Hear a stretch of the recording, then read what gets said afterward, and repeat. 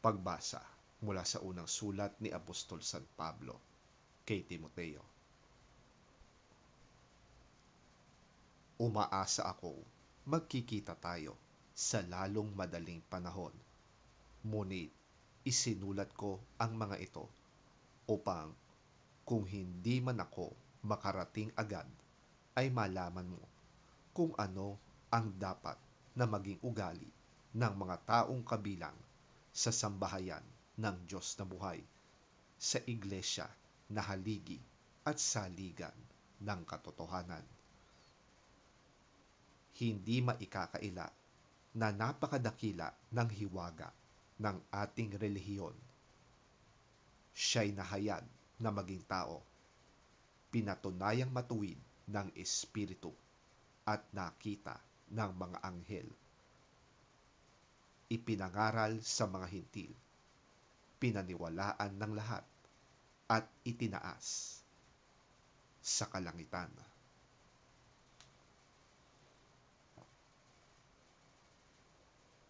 Ang salita ng Diyos. Salamat sa Diyos.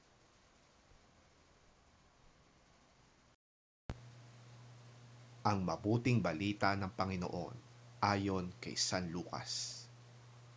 Papuri sa iyo, Panginoon. Sinabi pa ni Jesus, kanino ko maihahambing ang mga tao ngayon? Ano ang nakakatulad nila? Ang katulad nila ay mga batang nakaupo sa palengke at sumisigaw sa kanilang mga kalaro. Tinugtugan namin kayo ng plauta, ngunit hindi kayo sumayaw. Narinig ninyo kaming tumangis, ngunit hindi kayo nakiiyak. Sapagkat nang dumating si Juan na tagapagbautismo, siya'y nag-aayuno at hindi umiinom ng alak. At ang sabi ninyo, sinasapian ng demonyo ang taong yan. Nang dumating naman ang anak ng tao, siya'y kumakain at umiinom.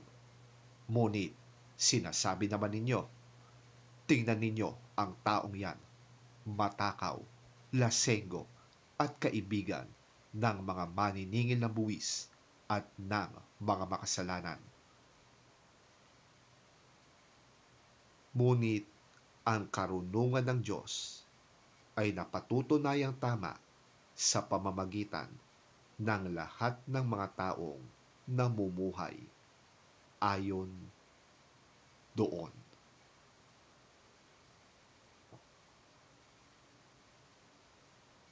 Ang mabuting balita ng ating Panginoon. Pinupuri ka namin, Panginoong Hesukristo.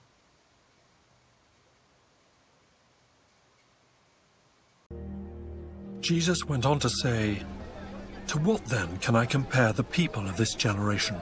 What are they like? They are like children sitting in the marketplace and calling out to each other, we played the pipe for you, and you did not dance. We sang a dirge, and you did not cry. For John the Baptist came neither eating bread nor drinking wine, and you say, he has a demon. The Son of Man came eating and drinking, and you say, here is a glutton and a drunkard, a friend of tax collectors and sinners. But wisdom is proved right by all her children.